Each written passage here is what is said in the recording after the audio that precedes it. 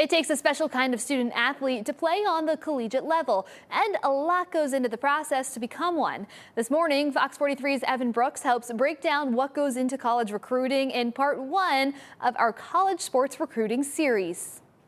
The college recruiting process for high school student athletes can be tough to navigate for players and parents, but if you're serious about playing at the next level, there are some things that you can control that could help your chances.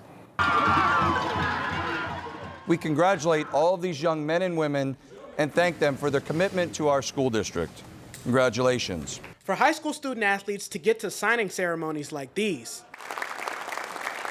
it takes hard work, dedication, and only one school to fall in love. It's really relieving and kind of happy that I know there's a place that's for me and the place that I get to spend the next fabulous 4 years. I roomed with one of the girls and I ate all my meals with all of them, and it was just so much fun and it just felt like home. Only 7% of all high school student athletes go on to play Division I, Division II, or Division III athletics. No matter the sport, the college recruiting process starts at one place, the classroom. Kids don't understand, doesn't matter how many touchdowns they score, or field goals they make, or soccer goals. If they don't have the academics, they might get recruited, but they're not going to get the offers from colleges that they thought. I've met so many kids that ended up with no offers, and they were some of the best athletes at their high school that ever went through their school that got nothing, because they couldn't get admitted in the schools. The NCAA requires a 2.3 GPA to play Division I and a 2.2 GPA to play Division II.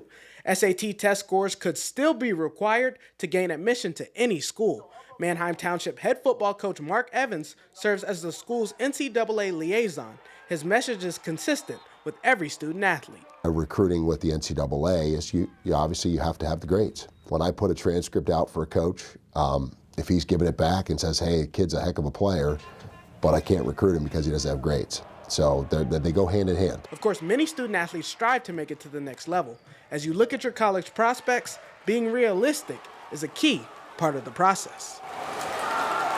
Obviously, there has to be some reality to it. That's the key piece. But I think if you have a dream and you have a goal and you have the desire, then it's my job to help facilitate that while maintaining some reality to it as well, saying, look, we can do everything in our power. They're the ones that have to like you, and I can't make them like you. That part of it factors into all dialogues for all athletes with parents and athletes alike. The hardest thing for parents to do is to evaluate their kid's talent, honestly and realistically, because every parent alive believes their kid at least has the potential to someday be a Division I athlete.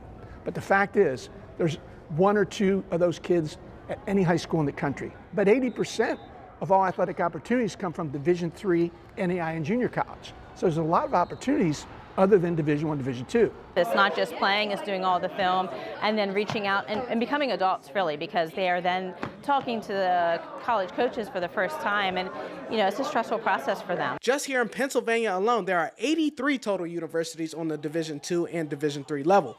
If you're unsure of where you might fall, unofficial visits can give a good sense of reality.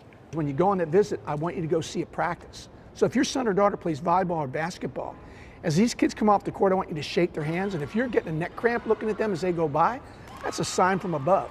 Your kid's never gonna play D1 anything unless they grow 18 inches over the next 2 or 3 years. Then you go visit a D3 school next, and you notice the kids aren't much taller or bigger than your son or daughter.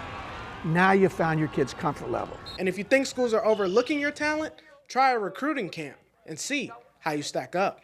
I always worry about our guys, going and being a number rather than I want them to go there and get their best buy for their buck and get the best evaluation they can. So I'm always encouraging them to, shoot for the stars. There might be a couple camps that are beyond our reach, but hey, you go there and have a great camp and you wow them, who knows what can happen. Next week, we'll take a look at some of the elite local prospects around the area and what's gone into their recruiting journey and why schools all over the country are vying for their services. Reporting in studio, Evan Brooks, Fox 43.